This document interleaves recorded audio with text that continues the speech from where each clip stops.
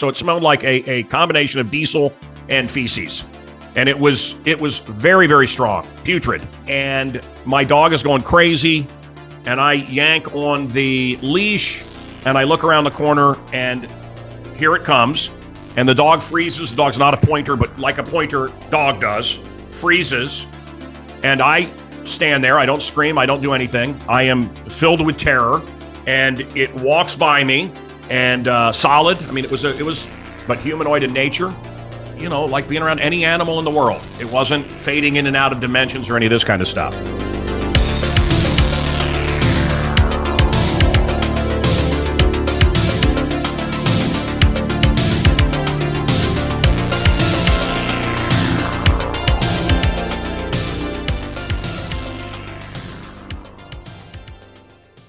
The history of our Earth is so different from what we can imagine.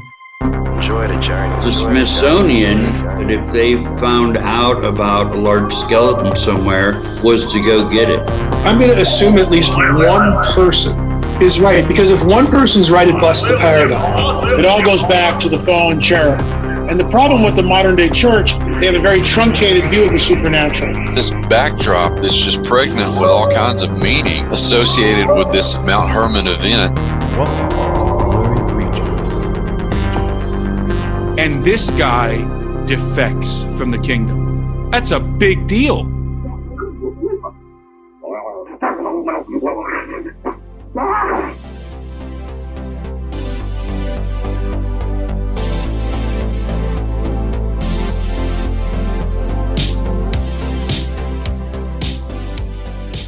All right, welcome back to the Blurry Creatures. Sometimes we talk about Sasquatch.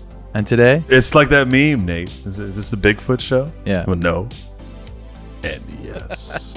Exactly. I mean, we talk about Bigfoot just enough. When you get bored, we bring it back up again. What's the gateway drug? It's like you got to go back and revisit every once in a while, right? Remind yourself why you got into this space. That's right. We have a lot. You know, you meet people. You bring people on your show.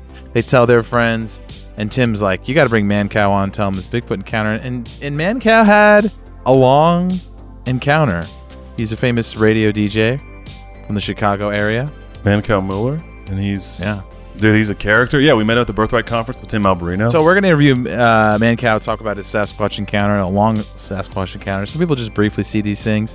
Mancow was having tea with him in the woods. It feels kind of good to get back to the roots a little bit. We haven't done a real good Sasquatch episode in a while, so this will be fun. Yeah. We need to go back and visit a few. We talked about this the other day, Nate. I think it might not be a bad idea, and we'll tease this right now, to go back to the beginning. Yeah. And grab a few of our very, very early on guests and just get an update. Right? What's going on? What's going on in those woods? Man? Yeah, it's like Return to Snowy River, but this is the Sasquatch edition.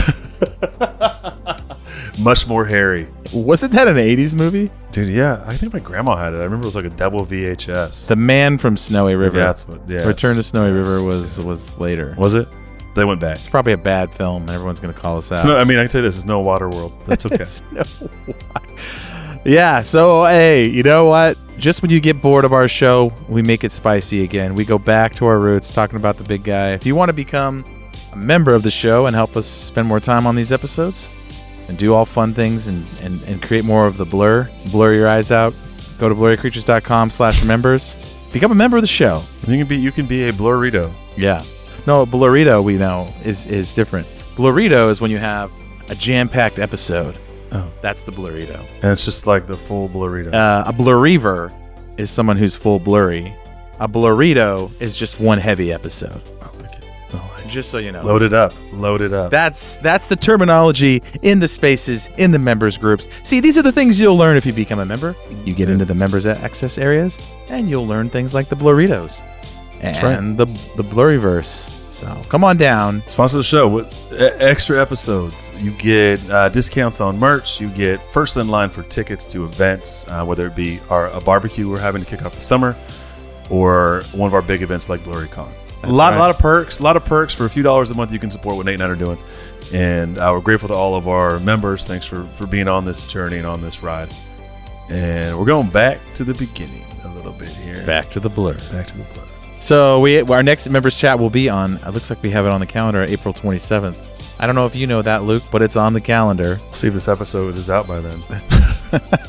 No, it's going to come out tomorrow. Actually, right now. So sign up, become a member of the show. This week we have a special members-only episode that I am working on about the women in white. We're putting that together for a special members-only episode. Look for that this week. BlurryCreatures.com/members. Become a member of the podcast. All right, let's get Mancow on this one. Get him on.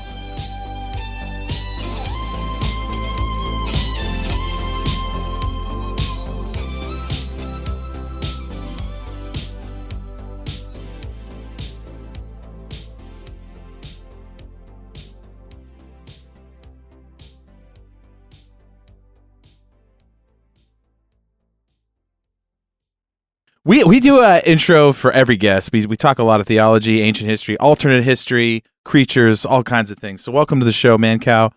Yeah, you're an American radio, TV personality, and we ask all of our guests at the top of the show. I'm sure we could talk about this the whole episode.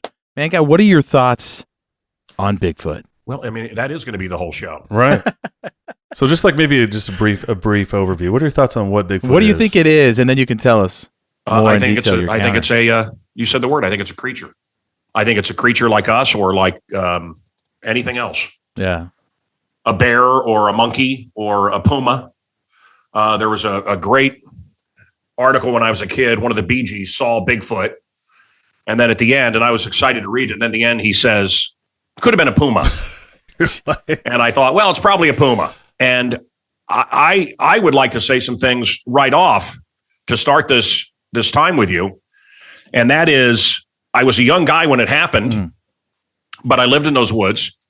And I was also what we would call a monster kid. A lot of people know what that is. You guys know what that means? Now, that is before your time. It is before our time. But these were people that read Famous Monsters of Filmland magazine. And I also read Starlog. And I had an imagination, but I also knew what makeup was and was into it. There was a movie called Funhouse that had great makeup. And I was really into the latex appliances and everything. And what I saw was not that. It wasn't a man in a suit. It wasn't a guy in a monkey suit. It wasn't a bear. It wasn't, from the movie Prophecy, a deformed bear. Yeah. Mm-hmm. This was a living creature, and it was solid and it was flesh and it was not some guy in makeup. I would and did know the difference. So let me say that right up front. Well, that's good. Yeah, and so you're friends with Tim Alberino, and Tim called us up and said, "Dude, you gotta hear this encounter." Did you tell Tim your encounter, or you didn't tell me the encounter? So I don't know. I don't think I have told Timothy my encounter. I am on my way to Peru here to do some digging, which is not really my thing, but I've been inspired by Timothy. I think that book is one of the great reads of the last so many years. I'm reading a book right now about CIA and Charles Manson, which is also very good. But there was a Raytown, Missouri, which is a sprawling car lot, but it was just being built up as suburbia, on the outskirts of Kansas City, Missouri. It was near a town called Knob Noster, which is exactly like it sounds like. Just think about what that sounds like. Yeah. And it's the bald knobber territory. And bald knobbers would go into these hilly areas and the Native Americans before that, and there would be hills that they cleared, and they would live up there. I call it Steal Your Dollar City, but Silver Dollar City used to have what looked like Klansmen. They were not Klansmen. They were bald knobbers, which is a different deal, but they would disguise themselves, and they were in those woods long before I got there. But there was remnants of Native Americans, remnants of bald knobbers, remnants of hermits and stuff going on. And there was a sea formation of these big rocks that were probably 2 stories tall. And again, I would run through those woods barefoot. And we're talking 1977 or 1978. And I had my trusty Cocker Spaniel with me. Stop me anytime. No, it's good. So you're 10 years old at the time, though, right? You're 10?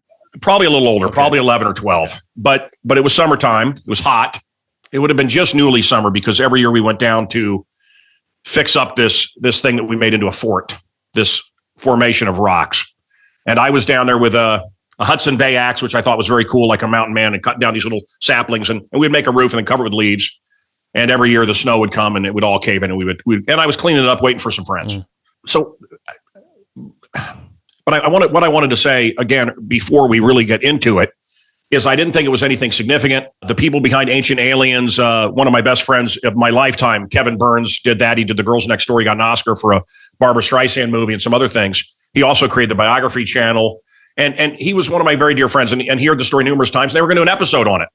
I'm also the guy that put him together with Shatner to do this show. I think it's called The Unexplained. It's a great show. Shatner's at my wedding. He's a friend of mine. There he is behind me. Young, not the 90-year-old version. No, but what an amazing individual. Yeah. But so I'm dropping names, but I want to give you the setup. I have told this story. I have talked about it. I never talked about it on a radio show, and I don't know why, but people have known about it. It was going to be an episode of one of these shows, and they kind of had it in their back pocket, and Kevin Burns passed away. Anyway, so I told Timothy this, and he was very excited about your show and this show. And he's like, I said, I had an encounter. And a guy called me, and he's writing a book about Bigfoot, and I hadn't thought about it. And somehow through the Missouri grapevine, again, small town USA, heard the story. I know you're anxious to get the story. No. I want to also say that I can do the noise it makes, but I can only do it once. And I haven't done it very well for many years. I could nail it as a kid. We're going to make you do it. You're going to give it your best shot. Well, no, it'll be the last thing, and then it'll blow up my voice, I would imagine. I'm going to tell you the man's name who's writing a book. Why? Just so you may know him. What do you call this when you study these types of creatures? It's got a name, right? Cryptozoologist, yeah. So good. It's a great word, isn't it? He's a cryptozoologist and other things. Interesting guy. Mm-hmm. His name is John Wingate. Okay. Do you know that name? No. Do not. Maybe that's a future guest for you. All right. Is he writing a book on cryptids or Bigfoot, or what's his? He's writing a book on Bigfoot, and I think he's also focusing on. There was some talk that John Wayne Gacy in the Missouri area and some other areas may have killed some kids. Interesting. And there was a famous cave-in. I read a book about this that he wrote, a famous cave-in and kids, again, before my time and before your time, this one, both of these. But there was a cave-in in wherever Becky Thatcher and Mark Twain was, and it was the story of the world, this cave-in and these missing kids. And he has come to believe that they were murdered, and he wrote a book about the serial killer. And then he also has another, in his research, he found out that John Wayne Gacy traveled America when he worked for KFC, and there may have been and there's similar murders throughout America, including Missouri. I know, long-winded. And then he heard about through the grapevine that this local boy that did good, this Mancow, which is my radio name, 330 stations on the Fox News Channel every day for 7 years, highest rated segment, blah, blah, blah. This could be interesting from a Bigfoot book. I thought it was stupid for me to talk about. It's kind of silly for me to talk about here, I guess, but I'll go into it. And then after he talked with me, and he had some crazy ideas, and actually talking with you fellas before we did this tonight, I think you guys have some crazy ideas about what you think it is, because I don't agree with a lot of what people think, and we'll go into that. I hope that's why I want to do this. Yeah. But where am I going with this? You were just setting it all up. Yeah. So as I'm reading about Bigfoot, the encounters are brief. Mine was the longest ever, but it's not exciting. But it was a long encounter. So I'm tossing any questions before I go on. Yes, I mean, are you by yourself? You're 12. I'm by myself. You're 12 years old. How far away I'm from waiting for home? a couple of friends, 12, 13. You're pretty close to home? Half mile. Okay. Half mile. And I live there. I mean, I was there every day. Yeah. That's where I roamed. We had horses, and I would leave for 9 days at a time. And I think at 8 and 9 years old, I would leave as a kid, and I would have, I know people are going, get to it. But, I would have the beanie weenies or Vienna sausages and granola, and I thought I was camping. And really, in retrespect, I think, my God, my parents were horrible. It's different time, though, right? I mean, think about that. No, it was a different era. Yeah. It was a different era, and they were not by those standards anything out of the ordinary. It was a middle-class neighborhood. And they were middle class. We were middle class. Okay. So I smell my dog. I have a Cocker Spaniel, an overweight Cocker Spaniel named Happy. He's on a horse lead. We had horses. He's on a horse lead instead of a dog leash. It's a longer leash. He's around the corner of this rock. And it's essentially a cave without a roof. And I'm throwing these branches up and throwing them up from other cliffs on top of it. And we, hit and miss until you have a thatch roof. And I smell something that, it was during the energy crisis. My father kept diesel fuel. Do you know the old joke about my grandfather was a diesel fitter in World War II? He would hold up underwear outside the Victoria's Secret and go, diesel fitter.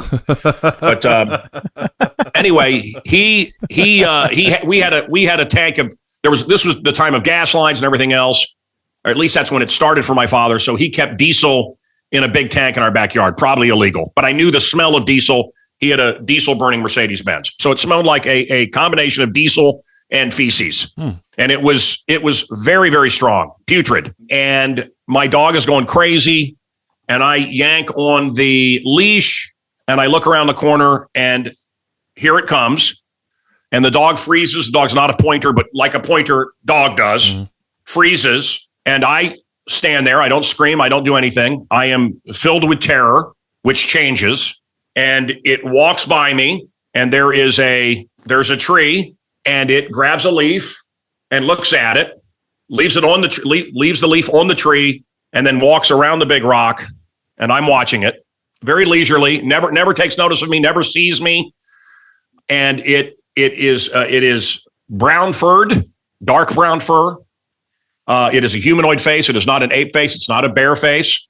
Hair here, hair here. People have sent me pictures. This guy has sent me pictures. Can you identify it? This is other sightings. And I haven't seen anything that really looks exactly like it, but humanoid in nature and solid. I mean, it was like being around any animal in the world. It wasn't fading in and out of dimensions or any of this kind of stuff. Did it acknowledge to see your dog? Is he happy, or is it just oblivious to everything that was going on? It did not. It may have looked down. I seem to remember it looking down, like as it passed by, but not much of a. I mean, the dog was going crazy, and then when this thing appeared, it didn't appear. I don't want to say that, but as it was walking up. As it walked up to our little encampment there, no real reaction. How far is this from you? 10 yards? 20 yards? Oh no, brother, right, as close as you are to me with this camera. Wow. I mean, it's right there, and I'm frozen. Yeah. And it looks at the leaf and it studies the leaf. It doesn't make any noise, not yet. Studies the leaf, and then and I thought it was studying it to eat it, and it then went around and then it went down the hill. It's what we would say in Missouri a gully. So it goes down to the gully. There's a little stream that I could jump, that I did jump many times, and it did a 2 feet together, boom. And it could jump, but it was a hop. It wasn't a step. It was a hop. And then looked around, and there's another hill going up. And we're in, again, I hate to use Missouri words, but we're in what's called a holler. You guys know what that is? Oh, yeah. We're in Tennessee. So well, of course. Yeah. So we're in a holler, and it lets out this noise and then runs off. And I that's when I lost sight of it. But it was not in any hurry. It obviously did not feel threatened by me at all. And I felt fear only at the beginning. I felt fear the entire time, but I was at no time was it threatening in any way. It's wild. It's wild. And that's the entire story. And I did talk to the author about this, but I've never told this story before. And I was saving it for this TV show. Yeah. How tall was this thing? 7 or 8. I mean, I was younger. There's a great moment when Billy Mooney, the kid from the TV show Lost in Space, shows up on the set to do a reunion show and tells everybody, this is all wrong. Everything's so small. Yeah. And they said, Billy, you were 10. Jonathan Harris, a great actor. So 7 or 8 feet tall. I mean, it was big. I ran home with great excitement to tell my family, and my dad said it was Meadowlark. You saw Meadowlark Lemon, and who was a Harlem Globetrotter. The Globetrotters are in town. Yeah, and it was a big joke. And my brothers were quite awful, and they still are quite awful, but very cruel to me. And it was a big joke. Hey, I saw Meadowlark Lemon. Do you get me an autograph? Basketball, that kind of thing. And I didn't talk about it. And my other friends that came down to the woods wanted to see it with me, and we still spent the same amount of time there. It didn't keep me out of the woods. Yeah. Did it leave footprints or anything? And how long, Mancow, how long this whole experience? Would you say 30 seconds or? No. Several minutes. Okay. And I mean, it was like a sightseer walking just on the cruising. hill. Just slow walk. Slow walk. And,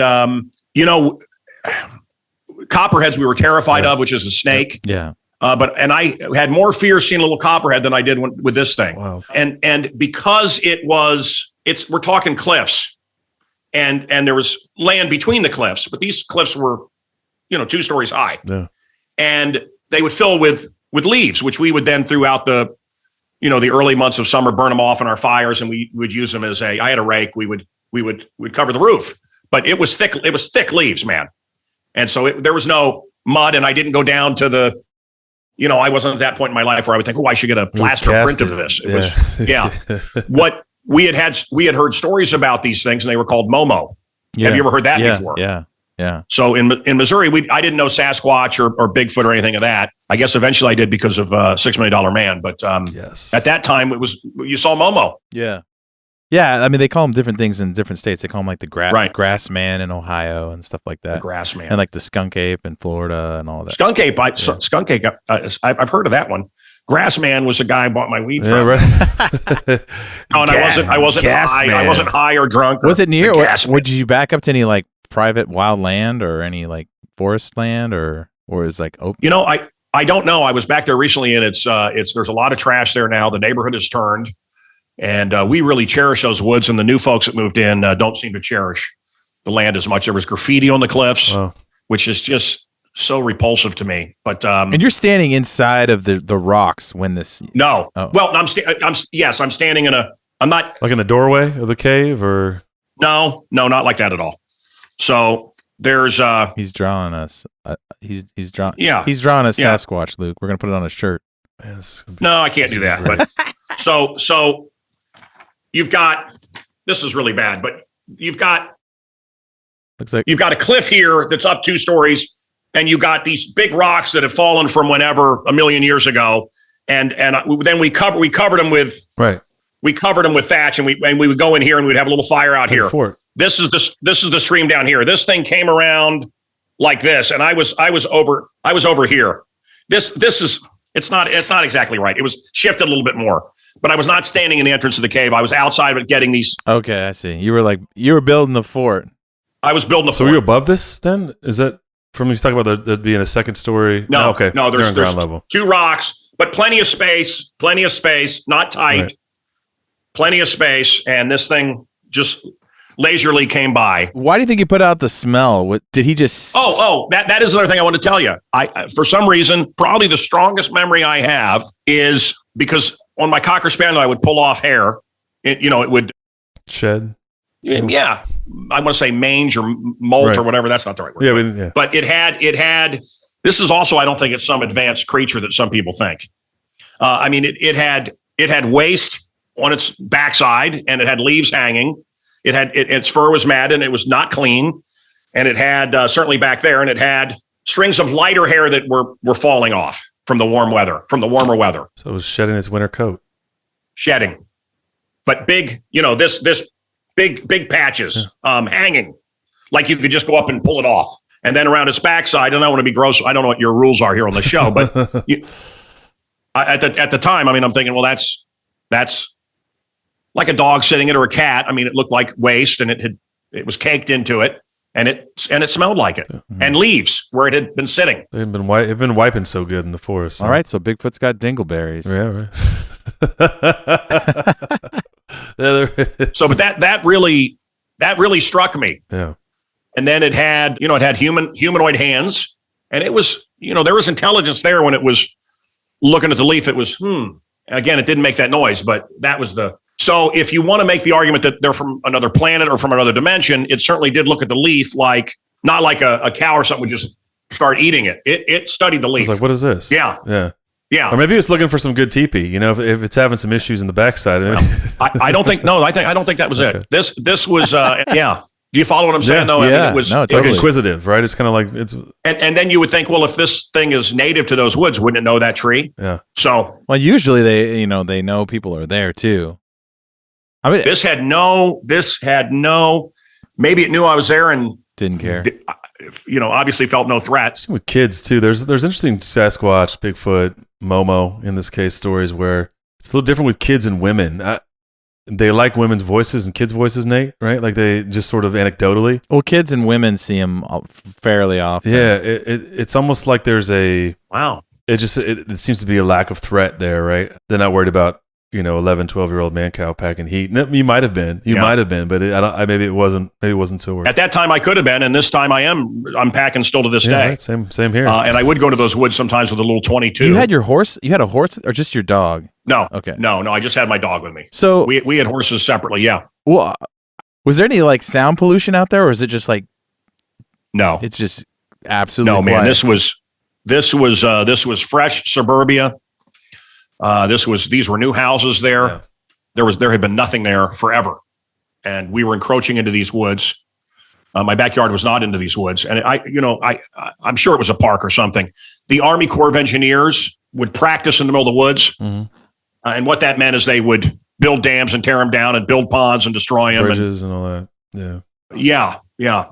But you say but that was deeper into the woods. So 80% of your encounter with this thing, it's just kind of walking leisurely, doesn't really care. Yeah. And the last encounter, it kind of goes up the hill, and you said it makes that noise, then it takes off running at the end. Yeah. But Yeah. that's interesting. Yeah. So the matted backside, the smell, the leaf, the studying of the leaf, the going down the hill, kind of that. I don't know why I didn't run. As soon as it was out of sight, I grabbed my dog and I ran as quick as I could. But I wasn't paralyzed with fear or anything like that. But I just couldn't believe it. I mean, I just sat there and looked at it, and it was, and big strides. I don't know if that's interesting, and you could see the weight. This was a weighty thing as it went down the hill, and it had to, maneuver the hill and the rocks and brush. And I mean, it was. You think it was a male? Yes. I don't know why I think that. I didn't see anything that would tell me it was a man. What do you think about the Patterson Gimlin film, the in the 60s? No, it didn't look like that. Okay. Different. No, it wasn't that. That was a female, supposedly. So. Oh, well, it wasn't that loose. Let me ask about your dog. Was it typical behavior for your dog? Because you think about dogs in the woods, right? If it was a bear or a person or an animal, I don't know how your dog reacts normally, but my dog, my dog would be barking like sort of even if it was a bear, you'd accept to be a bear, it would be sort of a defense mechanism, right? I think that dog in that case, which I knew that dog so well, what a great dog. But I think in that case, it would have been, do I have a picture of the dog here? No. Come on, where's Happy? I know, Happy. What a great dog. Thank you. Happy, I think would have been crying in that situation. But the dog was frozen. That's fascinating. Yeah. Well, they say that's what happens with Sasquatch encounters. See, like everything goes silent. It's like they put out a frequency that shuts everything up, and everything's just you can hear a pin drop. And hunters say this. Everyone says this. It's like they walk into a bubble, like a sound bubble. But I wonder if they're putting out some kind of frequency that we can't hear, and it just, if you're a dog, you can hear it obviously, and you freeze. You don't know what it is, but it also induces a lot of fear in people. And I think that people, they immediately have that panic feeling, and they're just like, they can't, but they don't, a lot of people don't have violent encounters with Bigfoot. So it's sort of just it's a paralyzing fear. It sounds like it's kind of a lot of things in there. So well, if something's bigger than you, I think it's almost natural. Well, right? that's true. But the weird thing, Mancow, is that they feel it before they see it. So they feel this sense of fear before they even know Bigfoot's there, and then they see the creature. So it's like their systems are alerted to it before they even have a visual sight. And people who don't even believe in this creature, right? So all of a sudden they just feel this panic. They think something's watching them. They turn around, boom, there it is. And it's like it's like their system alerted them before their senses. Your story is different though in the sense that I feel like people get stalked almost, like where Bigfoot's kind of like either like running parallel, or the Sasquatch is sort of tracking them, and kind of watching.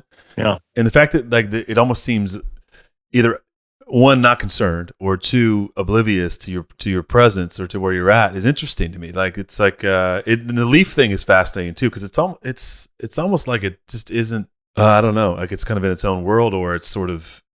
It's such an interesting encounter. Like I haven't heard anything like that. Like, good. I've heard something like this. There was a hunter that Nate has. Okay. Well, I listened to a lot of Sasquatch encounters when I was remodeling houses because I don't know, it's just fascinating. It's what you do. It's what I did. It's what you do. Yeah, it's what you do when you remodel a house. You listen. So there was this one where this hunter was he was at a distance and he was watching it like this Sasquatch, from my memory, he was injured and he had like a limp. And he was walking under some trees, and they had a long encounter. He was watching it through his scope, and it was just kind of going along, checking trees out, walking around trees. It was just like you described, but it was injured. It was like, so he noticed that it was moving slow because of that. And I wonder, like, if some of them are just more like on the animal scale. They're just perusing around. It's this. Yeah. This was an animal. I don't know what else you would call it. I mean, I guess I don't think it put out any pheromones or scent. I don't feel like I was in a sound bubble. Okay. Not to contradict you guys, but just to clarify. And I don't know if I've ever thought this before, but sitting here with you and thinking about it, the dog did not. I would have thought the dog would have barked for a long time. it was going crazy for quite some time. And, I didn't know what it was. It could have been a squirrel, could have been anything. I wasn't paying that much attention to it. Before it passed by. Yeah. I can't imagine this thing. Well, I don't know. Yeah, maybe the dog didn't know what it was either, but it didn't seem, the dog was barking and I was like, shut up. And I went over, that's what I was going over to do. The dog was around the rock and I went over to look, and here comes this thing. Was there any history of this before, or had you even look into that or ever heard of anything like, you say Momo, but that's pretty general when you're talking about Missouri. No, when I would talk about it, people go, oh, that's Momo. Momo. I'm telling you, yes. Yeah. As I had heard stories that other people had seen things, and it was called Momo.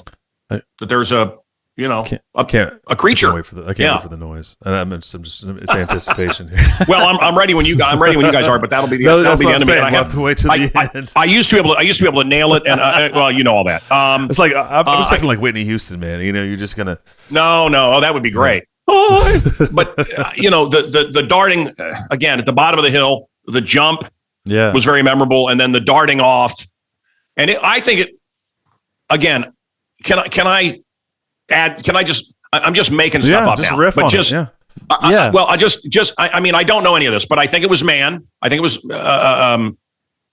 a man, not a female. I don't think it was a man. Right.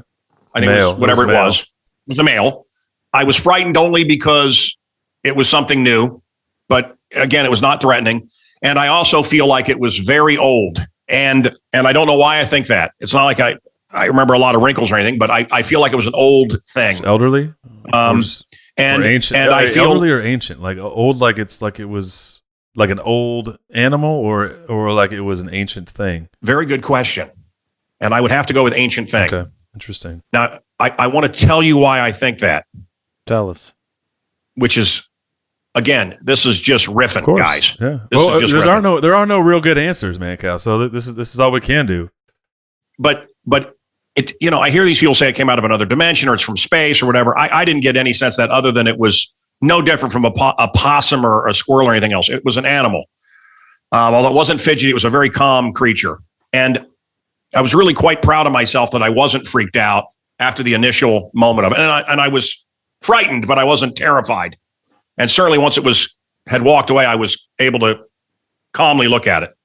Okay, so this is where it's going to get a little crazy. All right, fellas? Ready. Oh, yeah. So doing the radio show and having people on like Alex Jones, who stopped talking about these things, but very early on talked about them. Joe Rogan, who very early on would talk about these things. There's a guy named David Icke, who I became very good friends with. And there's a guy named Jim Marrs, who stayed at my house, who was a very good friend of mine. And he wrote Ruled by Secrecy. And they would talk about shapeshifters. Okay.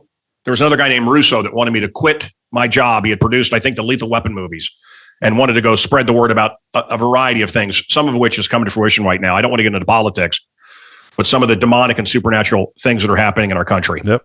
So I think that my thinking and sitting here saying I think it was ancient may not have been from that moment, may have been from years of talking to these guys about their encounters with shapeshifters, reptilians, and whatever. And again, do I know about this? Do I believe it?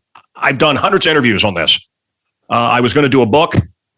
I sold a book to a woman named Judith Regan about shapeshifters. Totally unrelated to my Bigfoot story. Never crossed my mind thinking about this. And these things are not like Bigfoot. They're always described as reptilian looking. Right. So, but everybody talks about how they were ancient. You could tell it was an old evil. Mm-hmm. And I think that is where my thoughts today go. Oh, I think it was ancient. That is my feeling. But I don't know if that's added on. Like a remnant, maybe like something like. My feeling is it was an ancient creature, that it was an old creature, hundreds of years old, and but I don't know if I thought. I don't think at the time I was thinking, oh, this is an ancient creature. Well, I think there's something to say too about. I think there are many different types of these creatures because a lot of people describe them differently. Brown hair, black hair. Some would say they're white. There's white ones. Yeah, tall, and they're different sizes. Some of them are shorter. Some of them are huge and massive. And the ones in the south and near the swamps are more aggressive and mean. And some of them have been reported to save people. Some people have been trapped, and these things will rescue them. Like there's a couple famous ones on that. A kid was drowning. And this thing picked him up out of the creek put them on the side of the bank. So it's really strange. And then also, Mancow, is that these like 2 or 3 year old kids will go missing and they'll be in the woods for 3 or 4 days. And I've heard those and then all of a stuff. Yeah. Well, and then they'll ask the kid, how'd you make it? I mean, it was dipping down into temperatures that a kid couldn't survive on his own in the middle of the woods, right? Oh, well, this bear took care of me. It's like, so there's no bears here. And by the way, there's no bears that are taking in that area. No bears are taking care of kids either. Let's be honest. Yeah. Well, that Baloo was pretty delightful. A good voice. I think there are Sasquatches that are in the shape-shifting realm. They're like that. And then there's Sasquatches that are just more on the primate scale. They're more of an animal or an ancient primate. You know what I mean? So I think that's why there's the hot debate about Sasquatch, because I think all the above are true. Just like there's many different types of all like cats and dogs. Like you would be surprised how much the diversity there is about the werewolf creature. Some people say they see him in the city. Some people say these things ripped apart their animals. And if there's not one description of the werewolf, the dog man, if you think about this to Sasquatch, there could be so many different varieties of them that it just keeps it always confusing. I'll keep banging this drum. This was an animal. Yeah, well, sure. It was. Yeah, but I did think, and I also think that's a sign of intelligence. This thing wasn't like some feral freaking out at the dog and freaking out at me. Yeah. And what is that in my land here, my woods? It was completely dismissive and superior. And I thought, looking at it, looking at the leaf, I thought, this is smart. And then I think when it was calling out to the ridges up around the other side of the valley, the holler, as I said, and it called out, which I'll do. But I mean, I think it was looking for its mate or looking for a friend. And at the time, I did think it was looking for its mate. It was looking for someone else that spoke its language. Let me ask you this. So when you said the face was humanoid, so when you say, I wondered why you didn't ask me about that. This is where I'm going. We're getting there. Yeah, I mean, we got to cover some ground here, but normal nose, normal mouth, hair around it. When I say normal, I mean like humanoid. So not ape-like, more human-like. A broader nose, but a humanoid nose. Okay. What color are the eyes? And same color as the fur. Are they like dark? And I would tell you, I would say the fur was more like an Irish setter. Okay. My dog was copper colored. It was a Cocker Spaniel. This was more like a darker Irish setter. And I want to say something else that happened in those woods. I'm sure dime store psychologists will try to put these two together. It's nonsense, but go ahead. But I did encounter again partially the same series of cliffs, but on another cliff, I did experience a guy was sitting there and hey, little boy, come here. And there's no doubt in my mind he was a creep. And there's no doubt in my mind that he had bad things planned for me. And he was in the middle of these woods, and the kid, we all played there. Hey, come here. Hey, are you alone? Jeez. Hey, can you help me? Come here. And I went and I ran. Good for you. And I was terrified all the way home. And I did not have that feeling with Bigfoot. Interesting. I did not have that feeling. I had initial. Anyway, but what my point is, I've known fear. I've been around animals all my life. And even cows, even rabbits. I wasn't afraid of rabbits. Right. That's Monty Python. But no, they're look, I'm a carnivore. It's no ordinary rabbit. But there are we don't want to think this. I raised Black Angus cattle. I did it last year as well.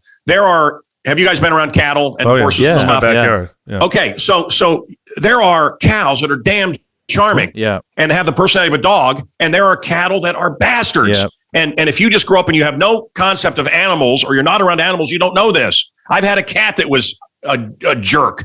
I mean, the devil. So I know good animals and bad animals. Yeah.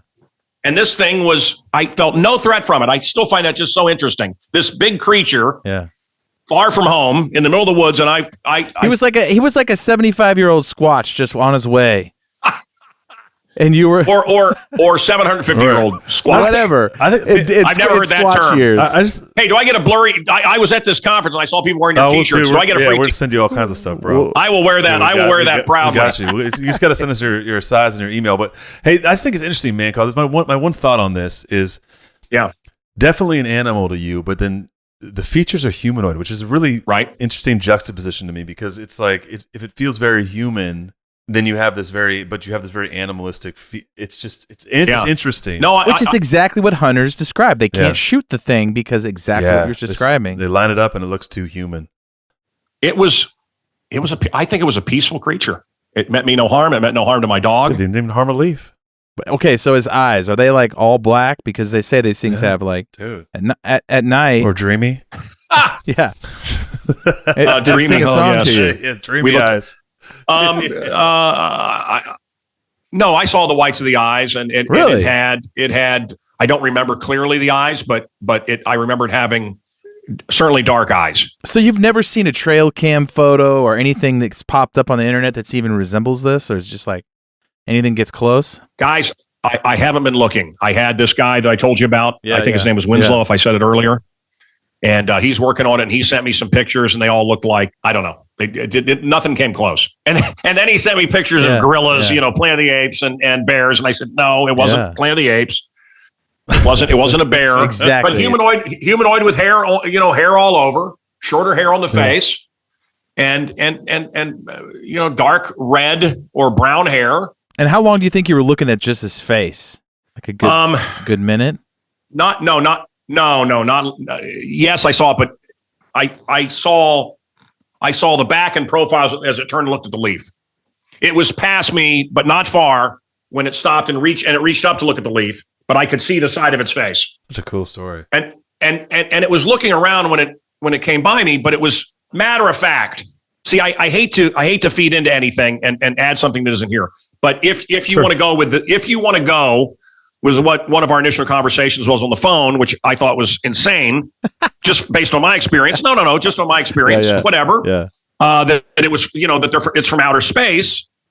But let's say that, okay, let's say it's from outer space. Okay, all of us together. Okay, anyway, it did have that look like it was in a strange land. It did behave like it was not. It was completely calm. It felt and it wasn't feral and looking around like I said, but it was assessing the situation, looking around. So if you want to go with this as a space explorer or just in from another dimension, it did move the way I would move if I was on a new planet. Hey, I appreciate that. I appreciate you adding that fact in, because it's really hard to not bring your own thoughts into the conversation and say, well, this is what I think it is, so I'm gonna retell the story. No, but it was surveying the land, and maybe it was just looking for its friend, or I felt mate, and then it jumped that little crick, as we would say, and then looked around and then called as it was looking around, and then took off. And it took off. It disappeared quickly. It ran off. It's probably a good thing I didn't think you were its mate. It'd been a way different story. God, it would have been such a good story, huh? Can you imagine the money I could have made? Whitley Strieber money, man, and communion money. Wasn't that his book? Whitley Strieber was on my show, and boy, did he tell some. He's a fascinating. You got to get him on. Have you had him on? Well, that's your next get. He had a space alien child that was climbing the side of his building, and he thinks it was his child when they had taken his DNA from when he was abducted, and that this half alien, half Whitley Strieber creature had come back to see him, and it was looking in his window, and he felt like a father bond, and I'm like, wow. So my story is very boring compared to some of the stories I've heard. You got to connect. You got to give us a connection. Whitley, well, you want to go through? I give you the number. I got to turn my phone back on. Okay, so I'll do it afterwards. But all right, Bob Gleason is his handler, so I'll get you Bob. And I don't. Would you look and see if Whitley Strieber is still alive? He wrote, I think, Communion. Bob or Jack? Bob Gleason. Yeah. Okay. Jackie, thank you. I think Mancow, I think of all the paranormal stuff, I think Bigfoot's the great equalizer, because it's just weird enough, but it's not too weird that it gets people into this whole paranormal world. I'm not saying every single Bigfoot is riding UFOs and coming from outer space. I don't know. I'm just saying there's enough paranormal activity. Like when we interviewed Ron Moorhead early in the show, when there's these glowing orbs around them and they're talking to each other. They call it the samurai chatter. They have their own language. They don't act like animals. You know what I'm saying? Like it's like they're a different race. Have you interviewed Robert Fleischman, the original lead singer of Journey, and he wrote Wheel in the Sky, and I think he still gets six figures. We talked to Tim about it, and Tim said he didn't think he would want to come on our show and talk about his experiences. You know, his stories are fascinating, and he's had stories with orbs. And we'd love to interview him. Someone close. Well, he was. Wasn't he at the conference? Yeah. As well? Oh yeah. He's very tortured by these things, and I know this. Because I know this, I was there. He has implants that look like little bits of amber under his flesh, and when he tries to get them removed, they move in the body. Now I don't know how good Milwaukee doctors are at removing alien implants, but there's something in them, and there's a reason he doesn't want to talk about it, and I respect his reason, and I shouldn't probably be sitting here talking about it right now. But he also talks about the orbs, and they come off the lake, they come across Lake Michigan, and he's seen them. But then again, also when, like I was going to say, a close family member died, there was my whole family saw it. I was not there, but these balls of light floated all over the room and whoosh, and they took pictures. So I mean, that's something that would be different than UFO. That would be it's like a scout. Yeah, that would be spiritual. Well, some people say that these other entities are controlling creatures like Sasquatch. They use them, which is even wilder, but oh, it's what a wonderful place we live in. I mean, I have no idea. And Timothy's, the Birthright book. I'm a Christian guy, and the stories of people, and I've done many. If I'm an expert on one thing in my life, other than the obvious stuff, love making, ask my wife, and radio and stuff. No, but thank you. That was for you. Was it Jackie Gleason? Yes, smartass. Is he still alive? He's 77. He's still alive. So we'll get Whitley on your show. That's the greatest space alien story, my favorite that I've ever heard. But I'm an expert on NDEs, near-death experiences. And when you talk to people that have had demonic encounters, they line up oftentimes with what I've heard from people that have UFO encounters. What are you swatting a fly? What were you just swatting? Mosquito biting me in my studio. Oh, speaking of creatures. Oh. Yes. Speaking of demonic. Yeah, those are demonic creatures. It's like on my neck, driving me nuts. I'm like, I knew it's in here somewhere. The book of Revelation talks about giant mosquito-like creatures in the end times. And you wonder, and by the way, our friend Timothy Alberino, Birthright, thinks this is complete nonsense. But there's those of us that believe they're trying to open another dimension with that CERN. Hydrogen CERN. CERN. And he's actually studied particle it. Collider. Say it again.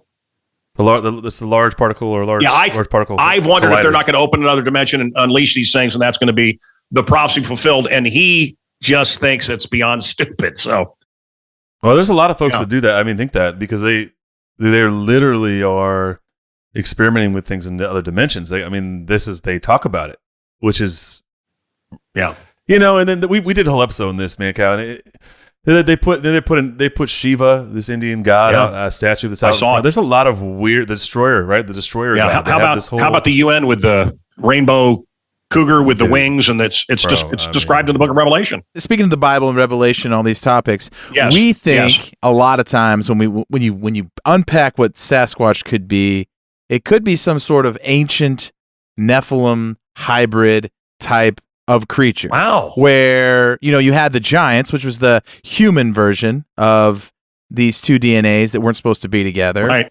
And you had this offspring that were, the David and Goliath story is not a one-time thing. It's a snapshot of decades and centuries of wars between human beings and these giant creatures. So perhaps all these ancient creatures that weren't supposed to be here, that creation was meddled with, that this could be some sort of remnant of some kind of ancient DNA experiment gone wrong. See, this is why you host Blurry Creatures. Oh yeah, right here. That thought that is kooky, but I love it. And I thought you were going to say they're the two witnesses from the end times. Which would have been even kookier. Look, that'd have been I love the idea of it. I do believe in the Nephilim. I do believe that they are keeping that secret.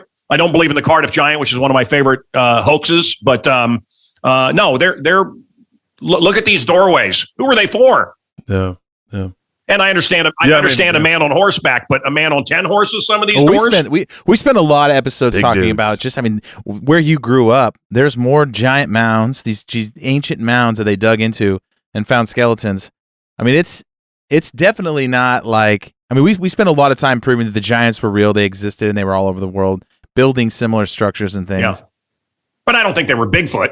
No. But when the human DNA was corrupted, ancient human DNA. The Bible says they also mess with animals, plants, animals, species of all kinds were messed up. That's why God floods. So they had sex with everything. Yeah. And so that's why God takes his humans and his animals, puts them on a boat, preserves his creations. Because have you been to the Noah's Ark mock-up? No, everybody talks about this. I haven't been. You take your kids, Nate? Look, it's the exact measurements of the Bible. They have things like a Barabbas burger or whatever. They have hilarious things. T-shirts and stuff. But it proves that if you follow what's in the Bible from many thousands of years ago and you build this boat, you could hold a lot of animals. Yeah. And on the boat, they have mock-ups on this mock-up boat of Noah's Ark. Where's it at, guys? I know I drove there on my way to Dollywood. It's in Kentucky. Yeah. And It's in Kentucky. And it's pretty cool to come over the hill and see Noah's Ark sitting there.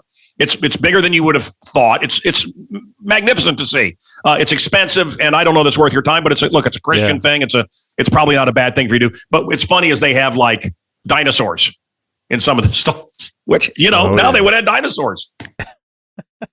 Just stay away from that Judas burrito. Oh man, it'll come back to you. It'll come back to you. It'll turn on you. It'll turn on you. You'll want to hang yourself. You'll want to hang yourself. Yes. Oh man. So Mancow, after you see this creature, after you see Bigfoot, he runs off the hill. Yes. Your brothers don't believe you? Listen, no. My dad started and they parodied it. They like parents. They went out. That's the hardest part of all these stories is nobody. Yeah. You can't tell anybody. Well, my friends all believed me. These were stories that we had heard. They certainly all believed me. But my brothers were awful. Yeah. Think Chet from Weird Science. Yeah. High-fiving. Yeah. And I'm 8 years old there. One of them was 18, beating me bloody. Oh, well, that's what brothers do. And I have kids now, and I don't think that is what brothers do. I think they were really, in my opinion, just awful cretins. And I'm glad I got out of there. Sad. That's hard. It is sad. It is. I love this conversation. It's like I want to have you back and talk about, because this is definitely a standalone Bigfoot. Okay. Like shapeshifters. Yes. Yeah. Dude, we need to go down that trail. Well, and really the fascinating topic is NDEs and how that's been. Yes, that too. We haven't talked about that. Near-death experiences, how that has been stolen, and that movement has been stolen, and why? Because people that go to heaven, guys. If you're doing an NDE show, and I did them all the time, anyone that went to heaven wants to talk to you. They're endless. The people who went to hell, they don't want to talk. But when they do, it's horrific. And then there was another expert that was here involved with someone that's really, I can't go into it, and I can't explain why, but for all kinds of reasons. But did you send them my address? Because I want a Blurry Creatures t-shirt. Yeah. I'm an XL. I'm an XL, guys. Okay. So I want you had a green one, right? We got black. A green shirt? No. Okay. No. Anyway, nope. We got black, blue. Whatever. Anyway, black. Until they come up with a color that can make me skinnier, I'm sticking with black. Slimming. Yes. Slimming, which I don't know. It seems to have lost its power. I think my wife doesn't know how to wash anymore because the clothes seem to be getting smaller. It really happened during the plague. So there was a so-called expert on near-death experiences, and he sat there and he said, "There's no hell. Hitler's in heaven. There's Charles Manson's in heaven. You don't have to worry. You do whatever you want." And I could just, C.S. Lewis says it's the fool that sees demons everywhere. It's the fool that sees them nowhere. I'm paraphrasing, but I don't see demons everywhere. But boy, was this a demonic deal. So yeah, there are various places you can go to, and hell is real through a lifetime of study, and you don't want to be there. I also knew Father Gabriel Morth, and Russell Crowe's new movie is out, and that's greatly sensationalized. I was also very close with Malachi Martin. You want to read a great book up there with Alberino's Birthright. I bought it 8 times and threw it away 8 times. I think the 9th or 10th time I finally could finish it is so terrifying. But Malachi Martin was a regular in the Art Bell show. And he had done exorcisms, and he was next in line to be the Pope. He had several bestsellers, but if you want to read a book, read Hostage to the Devil. Okay. And I only say that so that it'll bring you closer to God, not push you away. But that is terrifying. Hostage to the Devil, Malachi Martin. That's what we try to do on our show. Okay. That's what Blurry Creatures has sort of become. We help people kind of understand the paranormal experiences in modern day and ancient times, because it's easy to think that these are just the ancient people just thought about the cosmos and the world differently than we do now, because we have science and we understand everything, right? So, but then the weird paranormal stuff is still happening. People like you are still growing up. They're seeing creatures that shouldn't exist, whether it's some sort of... I don't know. Look, we had trail cameras. I don't know why there's no pictures. I don't know why they've been caught. Yeah. I don't understand it. I don't know. And guys, there is, if you look at a textbook, a junior high textbook from the 40s, it's a college level book now. I'm sending my daughters off. I have twin daughters, sending them off to college.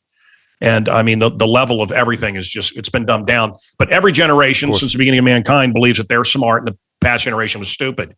So we do this at our own peril. There be monsters here. They're really on the outside of the maps, right? There be monsters here.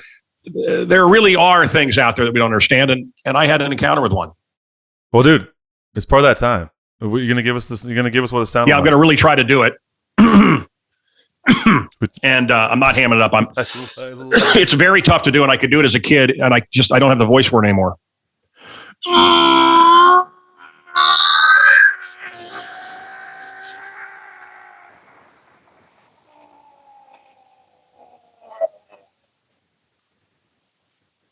Wow. And it trailed on like that, and it had higher. I can't do it anymore, but it had a higher pitch. Yeah, probably pre-puberty. It's probably a little easier to get that high note. And then looked around, and I don't know if it got a signal or it got spooked, but it took off. And that was you have heavy compression sound gate on your mic. Otherwise, we would have heard it. We would have blown out our speakers. But from those listening, it was it's that typical Sasquatch call where it is. It just sounds like, and that's what hunters say. Are people? It had a long ending. Yeah. It. Did you feel it in your bones when you heard it? Did you feel it in your chest? I don't know. I don't remember. I don't remember what I felt, but I remember the sound clearly in my head. That's as close as I can do to reproduce it. I've never had anyone tell me that they've heard another one. I've never heard another one. If you're telling me that's what other people do, that fascinates me. That you're saying that's similar to other sounds you've heard, because I've never heard a sound like it. I've never heard anyone tell me that. Nor have I ever. Well, like the Finding Bigfoot show, they'd go out there and they would try to redo Sasquatch calls. Like Bobo would be like, they do more whoops and stuff in that one though. Yeah. Sasquatch it's great. Try to call them in. Trying to get them in. There's a whole network of people who get really nerdy about this, and they go out and they spend their whole life looking for Sasquatch, and they have, Well, I wish I could give them my experience. Well, yeah. I mean, someone that's that into it. They'd take it in a heartbeat. Oh, I mean, the Bigfoot scientist, Dr. Jeff Meldrum's yet to see a Sasquatch, and he has all the tracks. It's like 10,000 casts or something crazy. It's like me as a boy looking at Playboy. Exactly. The wonder. There's just the wonder.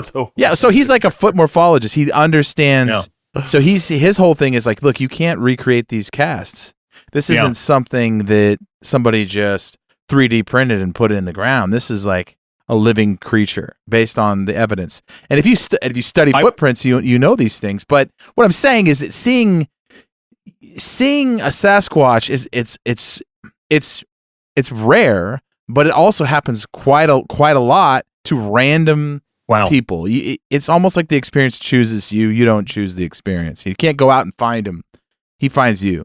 I'm, sitting here tonight, I'm glad that it happened. And I didn't realize what a gift I was given. And I'm glad you put it in perspective. And I'm glad to know that is a sound that I will also say, thinking of it and look in my mind's eye, looking at it, it did look like, I wouldn't be surprised if the memory, included him turning and talking to me. I mean, it looked like it had that kind of intelligence, but it was an animal. It was not a clean thing. It was not Anyway, but think about how that experience probably might have changed your life, because you go into radio, you interview people who've had weird experiences, who tell weird stories, and in the back of your mind, you're thinking, I saw something too. So it helps expand your own perspective. So when people tell you weird stuff, you don't immediately just say, you're nuts, you're crazy. So I mean, I was part of exorcisms. I was we eyewitnessed a satanic ritual, which I got tipped off, and we went out and saw that. I think you can probably find that online. And then there was a UFO landing that would probably be another show. So we've got other things we can talk about. That's what I was going to ask you, man. Like, when we're closing this thing out, like, I had so much fun. I'd be glad to. What are you up to these days, man? What can people engage with what you're doing? Like, I'm just over 6 foot, and before taxes. Wow. I started in 1984. Yeah, and I got up every day at 2:30 in the morning, and 2:30. No, it was it for me. I did it. I'm in a movie called Death Wish, which people seem to like. Hear a lot about that with Bruce Willis, and I did a lot of radio, TV, a couple of movies, and I have children, and been enjoying them the last couple of years. I do a podcast, which I guess I can pimp now, which is available on Spotify. I had 2 million people a week, and they took those away because I made a joke about Biden, and they said he's not a pedophile, which I never said that. Fact checkers have determined Biden's not a pedophile. I think I showed him sniffing a kid's hair, and they took away 2 million people. And then I got it back up to 177,000 and showed a picture of Hunter Thompson in a boa, nothing X-rated in either of these pictures. And they said, the Hunter Biden laptop has been debunked. And by the way, both of these I challenged, and they said, oh, you're right. No, you're right. Yeah, you're right. Well, can I have my 2 million back? Can I have my 177,000 back? Can I have no. Wow. So active censorship is also way worse than I experienced in the radio, which shocks me. AI or whatever it is, that wants whatever agenda they want. I'm not part of it. And you're not part of the agenda if you ask questions. 100%. I saw somebody sent me a funny cartoon, and it was the news media saying, "Hey, we want you to know you've been lying. We've been lying to you." The news reporter goes, "We've been lying to you," and the person at home goes, "No, you haven't." Yeah, and that's the world in which we find ourselves. I've always asked questions and been curious, which, by the way, reminds me, I do think that all women are bi, by the way. But I mean bipolar. At least the ones I've known. There he is. At least the ones I've known. It's a joke, ladies. Dude, I love it. It's a joke, for God's sakes. Got daughters. What about Sasquatch women? What do you think? Does Bigfoot have a lady out there? Much like Kardashians, very hairy. I was very hairy. Going to go there. Very hairy. I was going to say Eastern Bloc Europeans, But I'm telling you, 70s, as a child of the 70s, I appreciate that. Yeah, we're still waiting for that encounter, Mancow, where someone says they saw two Bigfoot making out in the woods. It hasn't happened yet. So there's got to be. I mean, there's Spock and Kirk fan fiction, and Riker and Picard fan fiction where they're. And I got to think there's got to be out there fan fiction where there's two Bigfoot lovers. Well, they're breeding because... Actually, if I was going to make a movie about Bigfoot lovers, it'd be you two. No. Now we're just... Now we all laugh and we freeze the frame and that's the end of the show. Oh, man. This was fun. Thanks for coming on, man. This is... Let me know. Let me know how it goes, and keep having fun, guys. It's What's a fun your podcast? show. What's your podcast called? What is it, Mancow Podcast, Spotify. It's everywhere. It's everywhere. Right. And I do it. I'm off to Peru for a month, and I was with the Smashing Pumpkins in Nashville, and so I do. It's supposed to be every Monday. I do it about once every month or two. Are you going with Tim to Peru? I am not. Okay. I am not. We are in June. You are just going to miss me, and I talked to Timothy about this, and I am going to do some archaeological stuff, which my wife finds hysterical. But Indiana Muller. Indiana Mancow. But the real reason I'm going to Peru, other than the sights and this dig, is my children. I raise guinea pigs, and they are the most insufferable little creatures. Delicious. They are horrible. And as you know, 3 to a skewer in Peru. In Peru, they eat them. Yeah. And I cannot wait to pick up a little guinea pig leg and just eat it and pick my teeth with it. Professor Cuddles. Isn't that the cutest little creature? They're going to have special hay. They're smelly. They're going to know when you come back, man. They're going to be like, he's eating one of us. You're going to stay away from that guy. Girls, come here. I'm going to be plump from guinea pig. No, I really can't wait to eat one of these little bastards. That's it?